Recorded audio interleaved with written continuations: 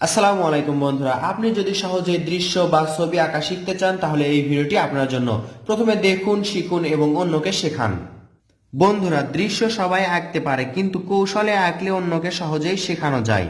দেখতে পাচ্ছেন, একটি আর্ট পেপারের ওপর পেন্সিল দিয়ে সোজা একটি দাগ টানলাম।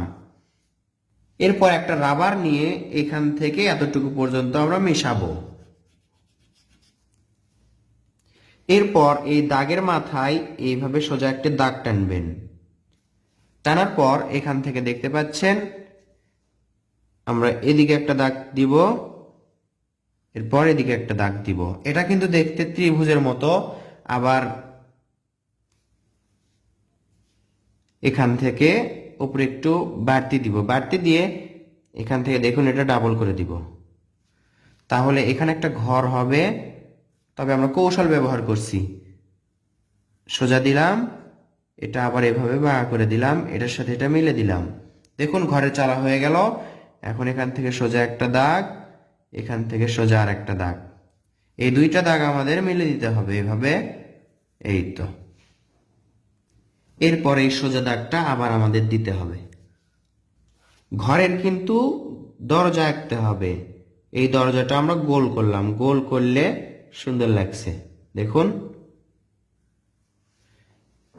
এরপর এখানে একটা জানালা আঁকতে হবে। এই দাগ সোজা করলাম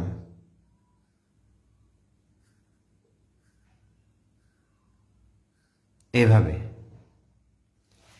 ঘরের নিচে এইভাবে একটা, দুইটা, তিনটা দাগ দিলাম এবং এই তিনটা দাগ মিলে দিলাম। দেখুন তাহলে কিন্তু আরো সুন্দর লাগছে ঘরটি। ঘরের পিছনে একটি গাছ আঁকতে হবে আমাদের। ভি আঁকলাম, ইংরেজি অক্ষর ভি, নিচে দুইটা দাগ টানলাম পাশে। এই তো ঘুরে ঘুরে উপর দিকে তুললাম, উপর দিকে একটু চোকা হবে, আবার ঘুরে ঘুরে এই ডালের সাথে এসে লেগে যাবে। এই তো এখানে একটা, এই তো সুন্দর একটি গাছ আঁকা হলো।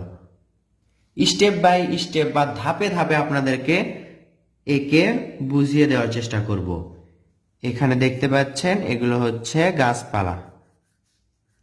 তো দ্রুতও করতে পারেন, অথবা আরো সুন্দর করতে চাইলে আপনি আস্তে আস্তে করবেন, কারণ আমরা অল্প সময়ে দৃশ্য আঁকা শেখাচ্ছি।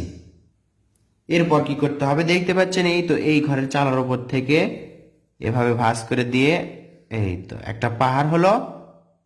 এখান থেকে আরেকটা পাহাড় হবে, সুন্দর দুইটা পাহাড় আঁকা হলো। এই দুই পাহাড়ের মাঝে আমরা একটি সূর্য আঁকবো। অর্ধেক গোল করলেই সূর্য হয়ে গেল। সূর্যতে সূর্য রশ্মি দিব, একটা ছোট, একটা বড়, একটা ছোট, একটা বড়, একটা ছোট, একটা বড়।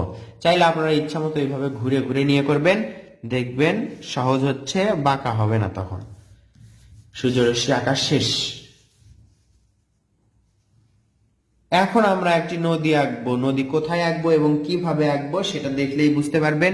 এই তো এই কর্নার দেখতে পাচ্ছেন, এই কর্নারে আমরা পেন্সিলটা রাখলাম, এইভাবে নিচের দিকে আসলাম, ভাঁজ করলাম, আবার এইভাবে আরেকটা ভাঁজ করলাম, আবার এভাবে আরেকটা ভাঁজ করে এটার সাথে লেগে দিলাম। সুন্দর একটা নদীর পার হয়ে গেল, এক পাশে পার হলো, এক পাশে নদী হয়ে গেল একটা দাগের কারণে। এটা আমরা ডাবল করলাম। এই ডাবল করার কারণে কি লাগবে, পাড়টা উঁচু উঁচু লাগবে। দেখুন পাড়টা কিন্তু উঁচু উঁচু লাগছে। নদীটা মনে হয় একটু খালি খালি লাগছে, এই খালি খালি নদীটা আমরা পূরণ করব। সুন্দর করার জন্য কি করব, আগে এইটুকু আমরা সেরে নিই। এখানে একটু ঘাস আঁকলাম। এই তো এভাবে আপনারা আশা করছি সহজে আঁকতে পারবেন। এরপর এই নদীটা যদি ফাঁকা ফাঁকা লাগছে, এজন্য আমরা কি করব, এখানে একটা নৌকা আঁকবো। এই তো এই পাশে একটা দাগ দিলাম, এই পাশে একটা দাগ দিলাম। দুইটা দাগ দেওয়ার পর এটা এইভাবে মিলে দিব, এটা ওটার সাথে মিলে দিব। এখন নিচে আমরা এইভাবে ঢেউ ঢেউ করে দিব, আবার নিচে ঢেউ ঢেউ, শেষ। ছোট্ট একটা নৌকা আঁকবো। এই তো এটা নৌকার সই। এগুলো আমরা এভাবে দাগ টেনে এভাবে মিলে দিব। এরপর এখানে একটি পাল তুলে দিব। আশা করছি এইভাবে দুইটা দাগ আঁকতে পারবেন। তারপর এটা এটার সাথে লেগে দিবেন, এটা এটার সাথে লেগে দিবেন। এরপর সোজা দুইটা একটা দাগ। যেহেতু এটা ছোট্ট বাচ্চাদের দৃশ্য, আমাদের মানুষ আঁকানোর প্রয়োজন নেই। মানুষ আঁকলে এই দৃশ্যটা কঠিন হয়ে যাবে, বাচ্চারা আঁকতে চাইবে না, কষ্টকর হয়ে যাবে। তো মানুষটা এর মধ্যে আছে, এই এর মধ্যে আছে, আমাদের আঁকার কোনো প্রয়োজন নেই। দেখতে থাকুন শুরু থেকে শেষ পর্যন্ত। দৃশ্যতে রং করলে যেমন সুন্দর লাগে, পেন্সিল স্কেচ করলেও কিন্তু অনেকটা সুন্দর লাগে। বন্ধুরা, আগে থেকে আমরা বলছি যে এই ভিডিওতে আমরা 4B পেন্সিল ব্যবহার করছি এই দৃশ্যটি আঁকতে। দৃশ্য আঁকলে অবশ্যই মনোযোগ দিয়ে আঁকতে হবে, ধৈর্য নিয়ে আঁকতে বসতে হবে। ধৈর্য হারা হলে কিন্তু দৃশ্য আঁকা বা চিত্র অঙ্কন করা সুন্দর হয় না। তো আপনার মনের বিষয়টাই কিন্তু আপনার এই কাগজে ফুটে ওঠে। ভিডিওটি বড় হলেও না টেনে শেষ পর্যন্ত দেখুন, আশা করছি ভালোভাবে শিখতে পারবেন। এই দৃশ্যটি আঁকা বা ভিডিওটি যদি আপনার ভালো লেগে থাকে তাহলে অবশ্যই আপনি আপনার টাইম লাইনে বা অন্য কোথাও শেয়ার করে রাখুন।